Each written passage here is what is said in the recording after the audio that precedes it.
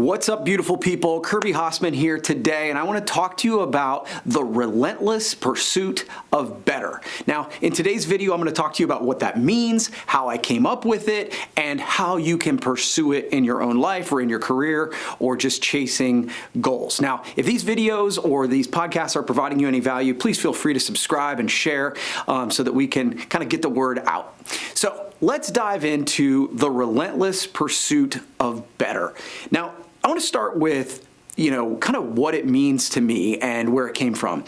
The reality of it is, whenever you do any kind of writing or social media where you're personal development, where you're trying to help people chase their goals or do things in their life that might be better, I think one of the things, at least for me, that kicks in is a little bit of imposter syndrome. Like, who do you think you are? Why do you think you're qualified to tell people what to do? And people are going to think that you think you're a big shot and that sort of thing. And that is something that I have struggled with in the past. And that's where this idea came from. The idea that I'm not necessarily saying, hey, I'm the person to watch and do exactly what I do, but just to say, look, these are some things that have worked for me and have worked for others, and I hope they provide you value, but also the idea that I am constantly, relentlessly in pursuit of being better than I was yesterday, right? Not better than other people, not better or more qualified, just I want to be better in every area of my life, whether that's in business, whether that's in content, whether that's in sales, whether that's in fitness. I am constantly, relentlessly in pursuit of better. And that's what that means, and that's where it came from, because I was trying to come up with sort of the topics I wanted to cover, and sometimes success and achievement and those kind of things come off as, in my mind, the voice in my head is saying, yeah, who do you think you are? But I think everybody wants to be better. I know I want to be better than the version of me yesterday. And honestly, when I kind of came up with that concept, I'm like, okay, this I can get excited about, because I think, I don't think that I'm trying to tell you that I'm better than anybody else. It's just that I'm trying to be better in each area of my life. So in other words, the relentless pursuit of better is not about beating anybody else. It's about becoming the better version of yourself. And it has helped me work on the idea of overcoming imposter syndrome, because I'm not trying to purport to be something I'm not. I'm just trying to show you things that have helped me be better than I was when I was 16, when I was 20, when I was 30, when I was 40. So that's what the relentless pursuit of better is about. And it also reminds me of a book that I absolutely love from Simon Sinek, where it's The Infinite Game. Now, Simon Sinek's written some great books. Start With Why, Leaders Eat Last. But one of my favorites is actually The Infinite Game. And the concept of the infinite game is that there are two types of games. There are finite games where everybody knows the rules. There's a beginning, a middle, and an end, and there's a number of players, and there's a winner and a loser at the end of the game. That's a finite game. So football, soccer, baseball, those kind of things are finite games, and they're great. Infinite games, there's an undetermined amount of players. Nobody agrees on a specific set of rules. There's not necessarily a winner or a loser at the end of it, and the goal in most infinite games is to just keep playing. So fitness is an infinite game. Marriage is an infinite game. Business is an infinite game. And I think the challenge, and the book kind of outlines this, is to know what kind of game you're playing and play by the right set of rules. Because if you play an infinite game under finite rules, then it gets pretty wonky. And I think that's what I like about the relentless pursuit of better, because I'm not trying to win. I'm trying to get better each and every day. How do we do it?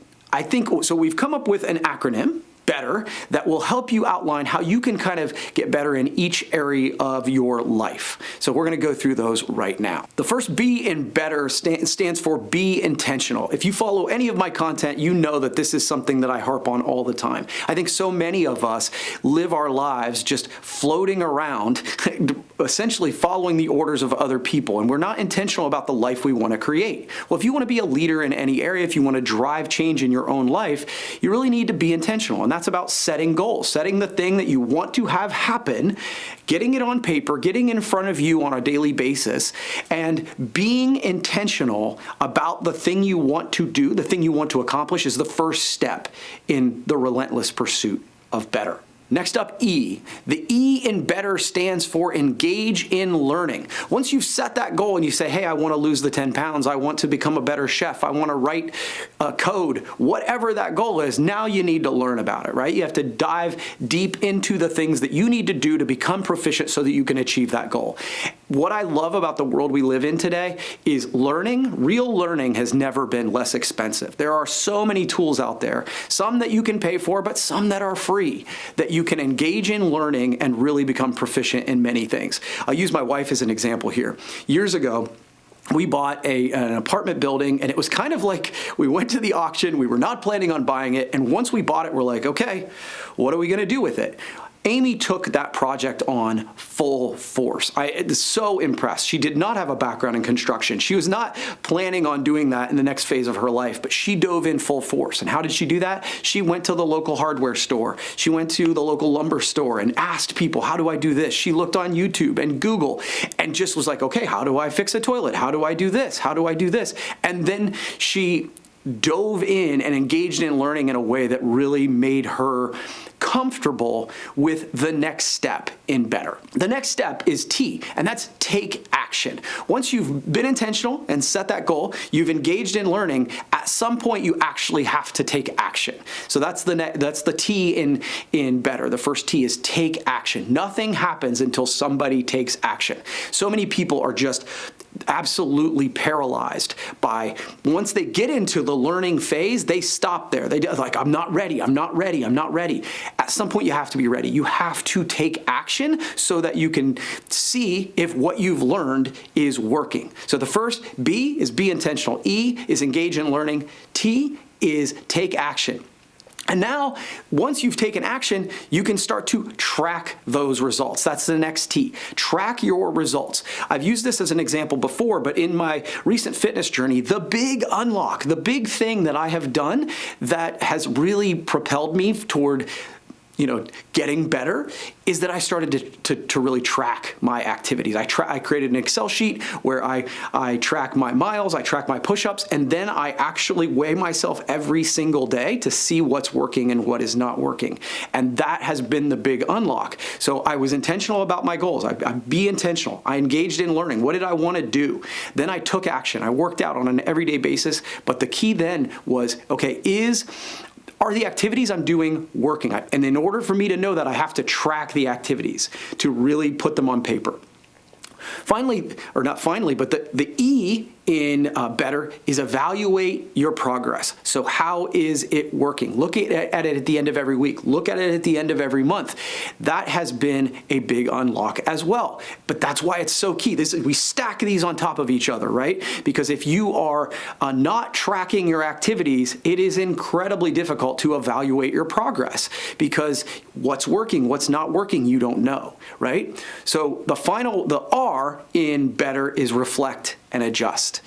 Once you have evaluated what you are doing, you've tracked it, all that sort of thing, you get to the end, you're like, okay, what's working, what's not working, what can I double down on, what do I need to cut out, and then you rinse and repeat.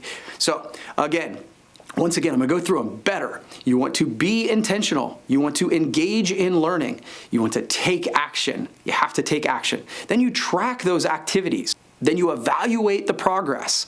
And then finally you reflect and adjust. And that's how we get into the relentless pursuit of better. So I hope this has provided you a little bit of value and hopefully a framework for you to tackle the next thing you want to chase, the place where you want to become better in your life. Hopefully this provides you a framework so that you can dive into it. If it has provided you value, please feel free to subscribe and share this with a friend who wants to chase a goal as well. This is one of the ways that we are spreading the word. I'm not running ads against this. I'm just putting this out on into the world that I hope it provides you some value. So please feel free to help me spread the word. Thank you so much for watching. I hope you are in the relentless pursuit of better this week. Have a great day.